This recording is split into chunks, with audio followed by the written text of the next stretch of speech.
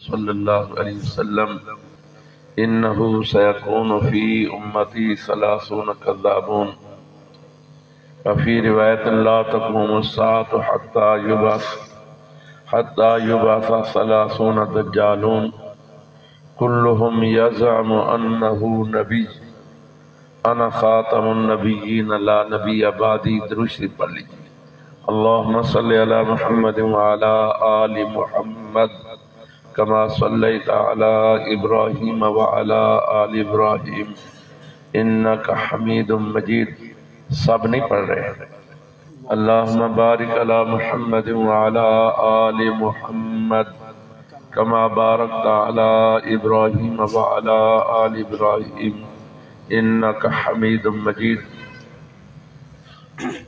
قابل سعادت احترام علماء کرام، بزرگان محترم، برادران عزیز، سرور کائنات مفخر موجودات صلی اللہ علیہ وسلم کا ایک ارشاد گرامی آپ حضرات کے سامنے پڑھا ہے.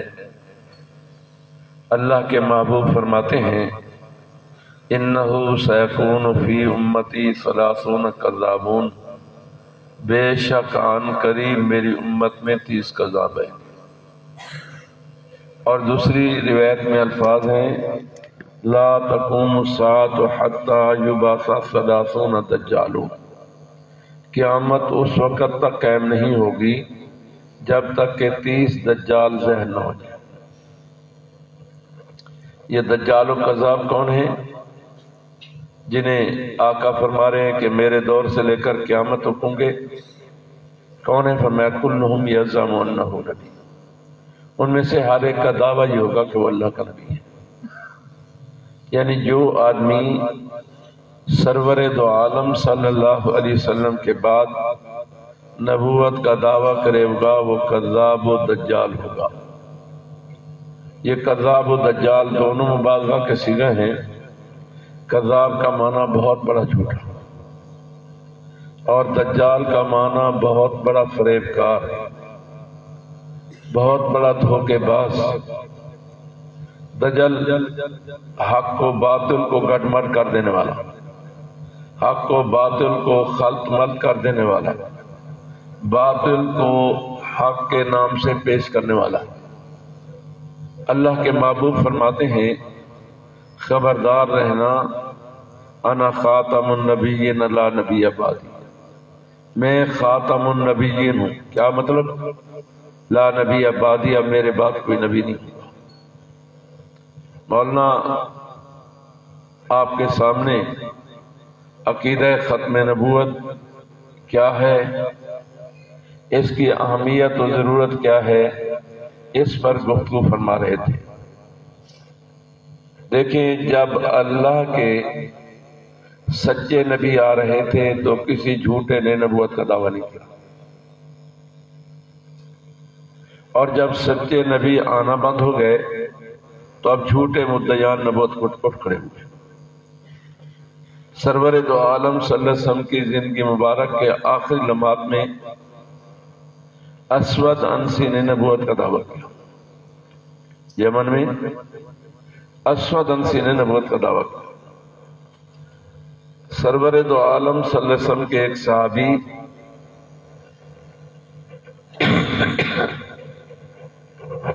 حضرت فیروز دہلوی رضی اللہ تعالی نے اسے قتل کیا.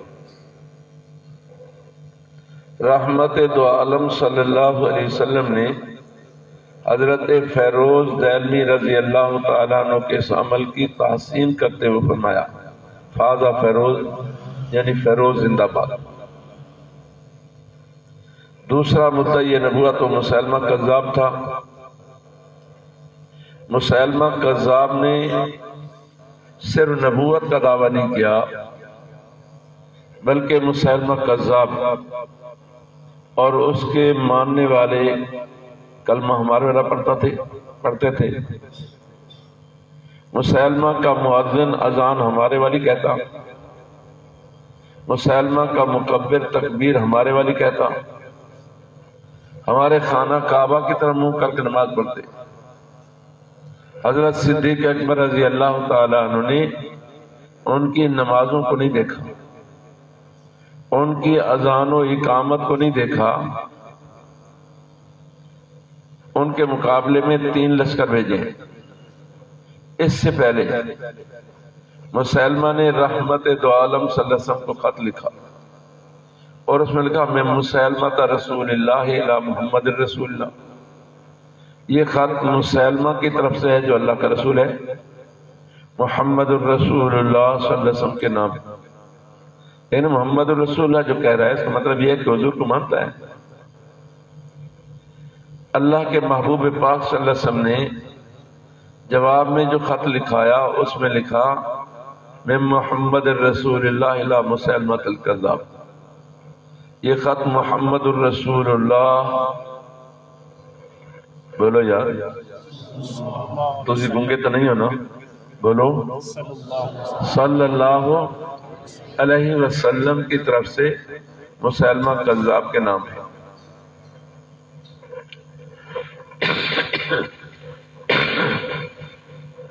میں یہ خط کون لے کر جائے گا؟ تو حضرت حبیب بن زید انصاری رضی اللہ تعالیٰ نے کہا یا رسول اللہ میں۔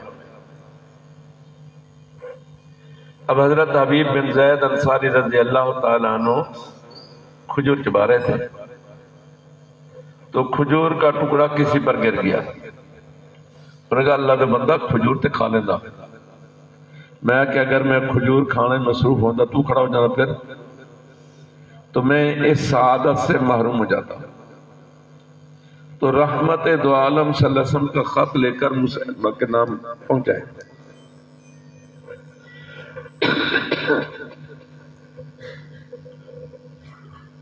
مسلمہ نے جب یہ خط پڑھا کہ حضور نے مسلمہ کذاب لکھا تو آگ بگولا ہو گیا، اور اس نے حضرت حبیب بن زید انصاری رضی اللہ عنہ سے پوچھا کہ تیرا نظریہ بھی یہی ہے، تیرا عقیدہ بھی یہی جو تیرے نبی نے لکھا؟ فرمایا ہاں۔ تو اسے کہا اشہد ان محمد رسول اللہ، کیا تو اس بات کی گواہی دیتا ہے کہ حضرت محمد صلی اللہ علیہ وسلم اللہ کے رسول ہے؟ میں اشہد ان محمد رسول اللہ۔ اتشہد انی رسول اللہ، کیا میرے مطلب کی گواہی دیتا ہے کہ میں اللہ کا رسول ہوں؟ میں فی اذن یسمع، میں تیری گل نہیں سن رہا۔ اس نے پھر کیا اتشہد ان محمد رسول اللہ، میں ہاں۔ اتشہد انی رسول اللہ، میں تیری بات نہیں سن رہا۔ تو ایک بازو کاٹنے کا حکم دیا، پھر یہ جملے دہرائے، دوسرا بازو کاٹا، پھر یہ جملے دہرائے، ایک ٹانگ کاٹی، پھر یہ جملے دہرائے، دوسری ٹانگ کاٹی۔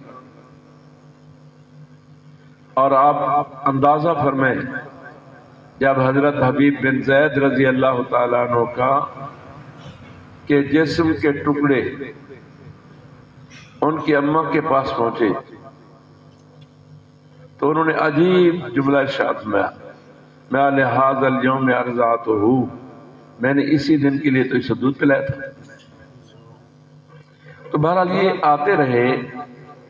قریبی دور میں آن جہانی مرزا غلام احمد قادیانی جہنم مکانی نے نبوت کا دعویٰ کیا۔ صرف نبوت کا دعویٰ نہیں کیا بلکہ اس بدبخت نے اپنے آپ کو محمد الرسول اللہ کہا، اور اس نے کہا محمد الرسول اللہ والذین معہ مجھ پر نازل ہوئی۔ کہتا ہے اس وحی الہی میں میرا نام محمد الرسول رکھا گیا، الیاذ باللہ۔ مرزا قادیانی کا ایک بیٹا تھا بشیر احمد میں، اس نے کتاب لکھی کلمۃ الفصل، اور اس میں ایک اشکال لکھا پھر جواب دیا۔ اشکال یہ لکھا، سوال ہوا کہ جب تم قادیانی مرزا غلام احمد کو مستقل نبی مانتے ہو تو اپنا علیحدہ کلمہ کیوں نہیں پڑھتے؟ دیکھیں نا، یہ نبی کے بدلنے سے کلمہ بدل جاتا ہے۔ لا الہ الا آدم صفی اللہ، حضرت نوح علیہ السلام آئے لا الہ الا نوح نجی اللہ، لا الہ الا اللہ ابراہیم خلیل اللہ، لا الہ الا موسیٰ کلیم اللہ، لا الہ الا عیسیٰ روح اللہ۔ حضرات انبیاء کرام آتے گئے اور کلمے کا دوسرا جز بدلتا گیا، تاکہ جب رحمت دو عالم صلی اللہ علیہ وسلم تشریف لائے تو اب کلمہ ہو گیا لا الہ الا اللہ محمد الرسول اللہ صلی اللہ علیہ وسلم۔ تو اب سوال یہ ہوا کہ جب تم محمد الرسول اللہ صلی اللہ علیہ وسلم کے بعد مرزا قادیانی کو نبی مانتے ہو تو اب علیحدہ کلمہ کیوں نہیں پڑھتے؟ غلط تو صحیح ہے نہیں کہ میں جس طرح پہلے عرض کیتا ہے کہ نبی دے بدل کلمہ بدل جاتا ہے۔ جب تم نے حضور سرور دو عالم صلی اللہ علیہ وسلم کے بعد کذاب قادیان کو نبی کہا تو اپنا علیحدہ کلمہ کیوں نہیں پڑھتے؟ اس کے جواب میں مرزا قادیانی کے بیٹے بشیر احمد احمد نے کہا، توجہ کیجیے، کہتا ہے محمد الرسول اللہ، یار میں کو تم کیا نال گل کر رہے ہیں، بولو بھائی، صلی اللہ علیہ وسلم کی بعثت 2 مرتبہ ہوئی۔ الیاذ باللہ کہتا ہے 2 مرتبہ حضور پیدا ہوئے، ایک مرتبہ مکہ مکرمہ میں پیدا ہوئے، دوسری مرتبہ قادیان میں پیدا ہوئے۔ کہتا ہے مکہ والے محمد کی نبوت قادیان والے محمد کے پاس رہی، جب محمد کی نبوت محمد کے پاس رہی تو ہمیں دوسرا کلمہ پڑھنے کی ضرورت نہیں ہے۔ کلمۃ حق ارید بها الباطل کلمہ صحیح ہے، لیکن محمد الرسول اللہ سے مراد غلط ہے کہ ہم تو حضور سرور کائنات سم لیتے ہیں اور قادیانی محمد الرسول اللہ سے مراد مرزا قادیانی لیتے ہیں۔ بہرحال مرزا قادیانی نے نبوت کا دعویٰ کیا۔ اللہ پاک میرے اور آپ کے بزرگوں کی قبروں پر کروڑوں رحمتیں نازل فرمائے جنہوں نے اس فتنے کا مقابلہ کیا اور آج بھی مقابلہ کر رہے ہیں کہ نہیں؟ بولتے نہیں ہوں؟ دیکھا نا ہمارے چیف جسٹس صاحب نے ایک فیصلہ دیا اور غلط دیا تو پوری قوم اٹھ کھڑی ہوئی، بلا امتیاز مسلک و مذہب تمام دینی اور سیاسی جماعتوں نے اس کے خلاف سٹینڈ دیا۔ تو ختم نبوت کا عقیدہ یہ پورے دین اسلام کی بنیاد ہے۔ دیکھیں آپ مسجد شریف میں تشریف فرما ہے، مسجد کی بنیادیں مضبوط ہیں تو یہ مسجد کھڑی ہے، 1 منزل بھی جائے 10 منزلیں کھڑی کر دیں، اور اگر بنیاد مضبوط نہ ہوتی تو عمارت دھڑام سے زمین دوز ہو جاتی۔ تو پورے دین اسلام کی بنیاد عقیدہ ختم نبوت ہے، اس لیے امت عقیدہ ختم نبوت پر کوئی کمپرومائز کرنے کے لیے تیار نہیں اور اپنی جان مال عزت آبرو حضور پر فدا کرنے کے لیے تیار ہے۔ تو بہرحال قادیانیت کا فتنہ جب اٹھا، اب قادیانیوں نے جو تو امت مسلمہ سے 10 مسائل میں اختلاف کیا، لیکن 3 مسائل زیادہ اہم ہیں۔ ایک مسئلہ ختم نبوت اجراء نبوت ہے۔ ختم نبوت تو آپ سمجھ گئے، مولانا نے آپ کو بتایا کہ حضور اللہ کے آواز نہیں آ رہی، حضور اللہ کے آخری نبی، آخری رسول، آخری پیغمبر۔ اب آپ کے بعد قیامت کی صبح تک کسی قسم کا کوئی نبی، رسول، پیغمبر پیدا نہیں ہوگا، یعنی اب کوئی ماں ایسا بیٹا نہیں جنے گی جسے اللہ پاک نبوت عطا فرمائے۔ وہ ماں اس دنیا سے چلی گئی جو نبی جنا کرتی تھی، گویا وہ سانچے ٹوٹ گئے جن سانچوں میں نبوت ڈلا کرتی تھی۔ اب حضرت آمنہ سلام اللہ علیہ کے بعد اور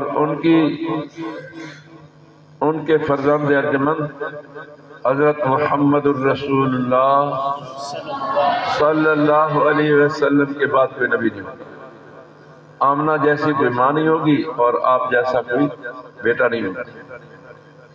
تو قادیانیوں نے ایک تو یہ کہا کہ نبوت کا سلسلہ جاری ہے اور آن جہانی مرزا غلام احمد اللہ کا نبی ہے، اسے کہتے ہیں ختم نبوت اجراء نبوت۔ امت مسلمہ کا عقیدہ ہے کہ حضور اللہ کے آخری نبی، آخری رسول، آخری پیغمبر ہے۔ قادیانی کہتے ہیں کہ نبوت کا سلسلہ جاری ہے اور مرزا قادیانی اللہ کا نبی ہے، لیکن مرزا قادیانی کے بعد وہ نبوت کو جاری نہیں مانتے۔ ہاں جی، مرزا قادیانی کے بعد وہ نبوت کو جاری نہیں مانتے بلکہ خلافت جاری مانتے ہیں۔ چنانچہ مرزے کے بعد بھیرے کا ایک نئی خاندان کا حکیم نور الدین، وہ مرزائیوں کا پہلا خلیفہ ہے۔ مرزا قادیانی کا بیٹا بشیر الدین دوسرا خلیفہ ہے۔ بشیر الدین کا بیٹا ناصر احمد تیسرا خلیفہ ہے اور ناصر احمد کا بھائی طاہر احمد یہ چوتھا خلیفہ ہے۔ اب ان کا پانچواں خلیفہ ہے مرزا مسرور احمد۔ گویا وہ حضور کے بعد تو نبوت کو جاری مانتے ہیں لیکن مرزا قادیانی کے بعد نبوت کو جاری نہیں مانتے، تو وہ نبوت کا سلسلہ حضور پر ختم نہیں مانتے بلکہ مرزا قادیانی پر ختم مانتے ہیں، اور وہ حضور کے بعد مرزے کو حضور کیسا قرار دیتے ہیں۔ اب جب ہم مرزا قادیانی کے حالات زندگی کا مطالعہ کرتے ہیں تو اس میں نبی تو درکنار، اس میں کسی شریف آدمی والی اوصاف نہیں پائی جاتی۔ کہتے ہیں نا اونٹ تیری کون سی کل سیدھی، مرزا قادیانی دی کوئی بندے پترانی گالی نہیں۔ دیکھیں ماشاءاللہ آپ قرآن پاک کے حفظ کرنے والے عزیز ہیں۔ مرزا قادیانی کی کتاب ہے ازالہ اوہام، کتاب کا کیا نام ہے؟ ازالہ اوہام۔ صفحہ نمبر 77 پر مرزا قادیانی نے لکھا، 3 شہروں کا بڑے اعزاز کے ساتھ قرآن پاک میں نام آتا ہے، مکہ، مدینہ اور قادیان۔ آپ نے قادیان کا لفظ کہیں قرآن پاک میں پڑھا ہے؟ بولو حفظو بھائی، کہیں پڑھا ہے؟ تو مرزا قادیانی نے اللہ کے قرآن پر کیا بولا؟ کیا بولا؟ اور جھوٹے پر خدا کی لہذا مرزا قادیانی پر خدا کی، وہ کہتا ہے جھوٹ بولنا گھون کھانا ہے۔ مرزا صاحب نے کیا تناول فرمایا؟ وہ کہتا ہے وہ ولد الزنا جو کنجر کہلاتے ہیں، جھوٹ بولتے وہ شرماتے ہیں۔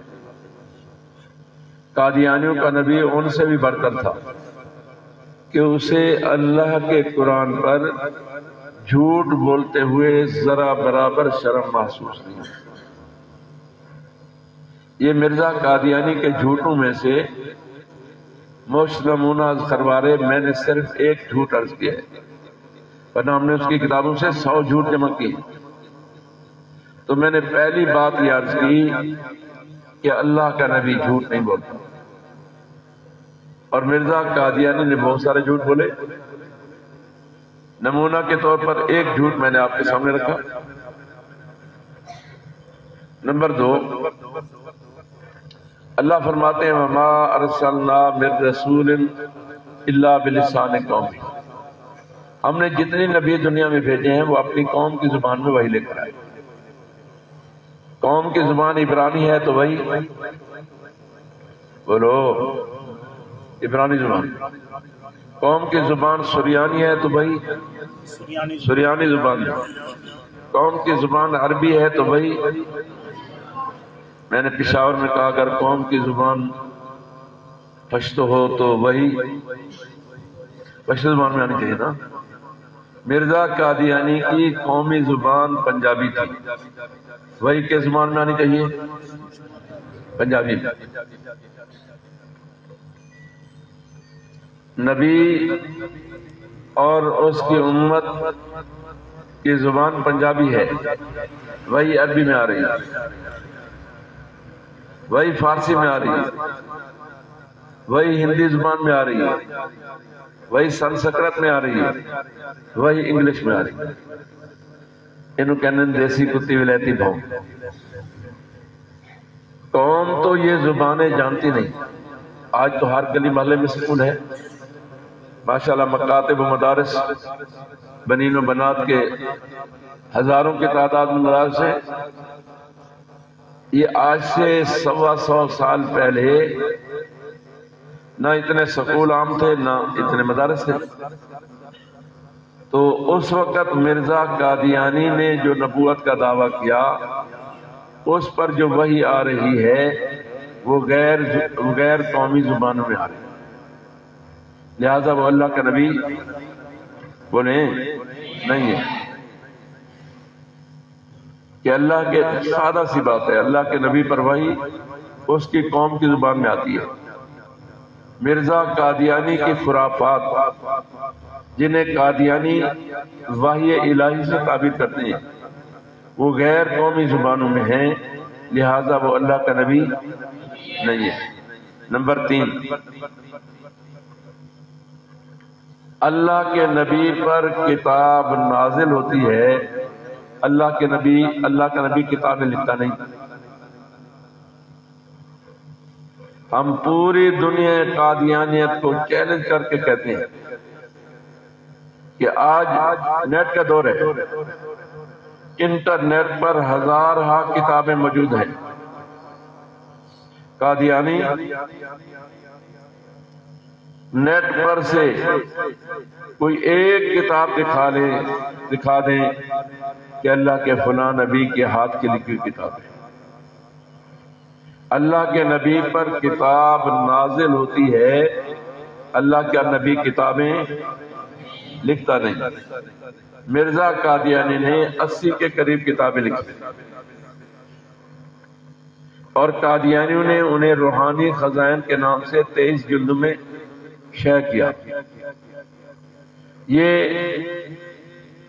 روحانی خزائن کی 23 جلدیں یہ مرزا قادیانی کے کذاب و دجال ہونے کی مستقل دلیل ہے۔ گل سمجھ آ رہی ہے نا؟ سادہ جنگل کہ اللہ دا نبی کتابیں نہیں لکھتا، مرزے نے کتابیں لکھیاں نے لہذا اللہ دا نبی نہیں ہے۔ نمبر 4، اللہ کا نبی شاعر نہیں ہوتا۔ اللہ کا نبی وما علمناہ الشعر وما ينبغي له، سورہ یاسین میں فرمایا کہ ہم نے اپنے نبی کو شعر نہیں سکھایا اور نہ ہی شعر کہنا نبی کے شایانہ شان ہے۔ مرزا قادیانی نے بہت سارے شعر کہے، اردو میں کہے، عربی میں کہے، فارسی میں کہے۔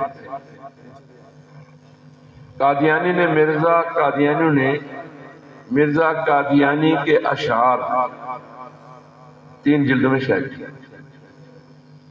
عربی شعر علیحدہ، فارسی اشعار علیحدہ، اردو اشعار علیحدہ۔ یہ مرزا قادیانی کے اشعار کے تینوں مجموعے اس کے کذاب و دجال ہونے کی مستقل دلیل ہے۔ سادہ سی بات میں نے عرض کی کہ اللہ کا نبی شاعر نہیں ہوتا، مرزا شاعر تھا لہذا اللہ کا نبی نہیں۔ نمبر 5، اللہ کا نبی مرد ہوتا ہے۔ 1,24,000 کم و بیش جتنے انبیاء کرام آئے وہ سب کے سب مرد تھے، کوئی عورت نبی نہیں بنی۔ عورت نبی جنتی ہے، بنتی نہیں۔ تو مرزا قادیانی کا ایک دعویٰ مریم ہونے کا بھی ہے۔ مریم مرد کا نام ہے یا عورت کا نام ہے؟ بولو۔ میں نے پشاور میں کہا چلو مان لیتے ہیں، پٹھان ایسے نام رکھتے ہیں۔ میں نے کہا جیسے غلام مریم خان، غلام عائشہ خان، یہ پٹھان نام رکھتے ہیں۔ میں نے کہا چلو 1 منٹ کے لیے مان لیتے ہیں، لیکن وہ کہتا ہے کہ مجھے حمل ہوا۔ آپ نے کبھی سنا ہے کسی مرد کو حمل ہوا؟ بولو بھائی بولو، تو انوں کی خطرہ ہو گیا۔ اللہ نے جتنے نبی دنیا میں بھیجے وہ سب مرد تھے۔ مرزا قادیانی کا ایک دعویٰ مریم اور حاملہ ہونے کا بھی ہے، مریم کا دعویٰ کرتا ہے نا، اور قرآن پاک میں فرمایا گیا جب حضرت مریم سلام اللہ علیہا کو درد ذہ ہوا تو وہ ایک کھجور کے تنے کے پاس گئی۔ مرزا قادیانی کہتا ہے جب مجھے درد ذہ ہوا تو میں کھجور کے تنے کے پاس گیا اور میں نے پکڑ کر زور لگایا تو میں خود ہی پیدا ہو گیا۔ میں ولد میں، یہ دنیا میں ایسا فلسفہ ہے جس کی آج تک قادیانی وضاحت نہیں کر سکتی۔ جیسے عیسائی کہتے ہیں نا تین خدا ایک ہیں اور ایک تین، بھئی ہمیں بھی سمجھاؤ کہ تین ایک کیسے ہو گیا اور ایک تین کیسے ہو گیا؟ تو کہتے ہیں سمجھ آئے یا نہ آئے مان لو۔ جیسے وہ کہتے ہیں تین ایک ایک تین، ایسے ہی قادیانی میں ولد میں کا فلسفہ آج تک نہیں سمجھا سکے کہ ایک آدمی مرد بھی ہے، باپ بھی ہے، ایک آدمی بیٹا بھی ہے اور ماں بھی ہے۔ یہ اعزاز سے مرزا قادیانی کو حاصل ہوا کہ وہ ماں بھی بنا اور بیٹا بھی بنا۔ نمبر 7، نبی کی پیشین گوئی غلط نہیں ہوتی۔ نبی کی پیشین گوئی بولو، دیکھیے ہمارے آقا صلی اللہ علیہ وسلم مکہ مکرمہ سے جب ہجرت کر کے تشریف لا رہے ہیں تو آپ کی گرفتاری کے لیے 100 اونٹ انعام رکھا گیا کہ جو آپ کو زندہ یا دوسری حالت میں گرفتار کر کے لائے گا اسے 100 اونٹ انعام دیا جائے گا۔ اور آج اگر 100 اونٹ، ایک اونٹ 10 لاکھ روپے کا ہو تو آپ اندازہ فرمائیں کہ کتنے کروڑ روپے بنتے ہیں۔ حضرت سراقہ بن مالک بن جوشم ایک مجلس میں تشریف فرما ہے اور مجلس میں گفتگو ہوئی۔ جناب قریش نے رحمت دو عالم صلی اللہ علیہ وسلم کو گرفتار کرنے کے لیے 100 اونٹ انعام رکھا ہے۔ تو سراقہ چپ کر اٹھ گئے اور گھوڑا سنبھالا اور گھوڑے پر سوار ہو کر تعاقب شروع۔ جب رحمت دو عالم صلی اللہ علیہ وسلم کے قریب گئے تو ان کا گھوڑا اپنے سموں سمیت زمین میں دھنس گیا۔ عرض کی اے محمد کریم صلی اللہ علیہ وسلم میرے لیے دعا فرمائیں، میں پیچھے چلا جاؤں گا۔ آپ نے دعا کی، اس کا گھوڑا باہر نکلا، وہ 100 اونٹ انعام۔ دوبارہ تعاقب شروع کیا تو اس کا گھوڑا گھٹنوں تک زمین میں دھنس گیا۔ پھر دعا کی درخواست کی، پھر لالچ دل میں آیا، پھر تعاقب کیا تو اب اس کا گھوڑا پیٹ تک زمین میں دھنس گیا۔ صحیح، میں ان واپس چلا جانا، مہربانی فرماؤ میرے واسطے دعا کرو، میں ہوں کسی تواڈے پیچھے نہیں آنے جانا، میں سب کو یہی کہوں گا کہ اس طرف نہیں گئے۔ تو وہاں رحمت دو عالم صلی اللہ علیہ وسلم نے ایک بات ارشاد کی، میں اب سراقہ تو میرا تعاقب کر رہا ہے، ایک وقت آئے گا کہ شہنشاہ ایران کے کنگن تیرے ہاتھ میں ہوں گے۔ اب کہاں سراقہ کا بدو، اور ذرا تصور فرمائیں کہ رحمت دو عالم صلی اللہ علیہ وسلم کے تعاقب کے لیے پوری قریش برادری آپ کے تعاقب مصروف ہے اور آپ کی گرفتاری پر 100 اونٹ انعام مقرر کیا گیا ہے۔ آپ اس قسم پرسی کے عالم میں مکہ مکرمہ سے مدینہ طیبہ کی طرف آ رہے ہیں، سراقہ تعاقب کرتے ہیں۔ اللہ کے محبوب نے ایک جملہ ارشاد فرمایا، سراقہ تو آج میرا تعاقب کر رہا ہے، ایک وقت آئے گا کہ شہنشاہ ایران کے کنگن تیرے ہاتھ میں ہوں گے۔ اب حضور سرور کائنات صلی اللہ علیہ وسلم کی وفات کے بعد حضرت صدیق اکبر رضی اللہ عنہ خلیفہ بنے۔ آپ کی وفات کے بعد حضرت فاروق اعظم رضی اللہ تعالیٰ کے دور خلافت آیا اور ایران فتح ہوا۔ ایران سے مال غنیمت لایا گیا، فہرست بھی لائی گئی۔ اب مال غنیمت فہرست کے ساتھ ریڈی کیا جا رہا ہے، فہرست بھی مکمل ہو گئی، مال غنیمت بھی مکمل ہو گیا۔ حضرت فاروق اعظم رضی اللہ عنہ میں ابھی مال غنیمت نامکمل ہے۔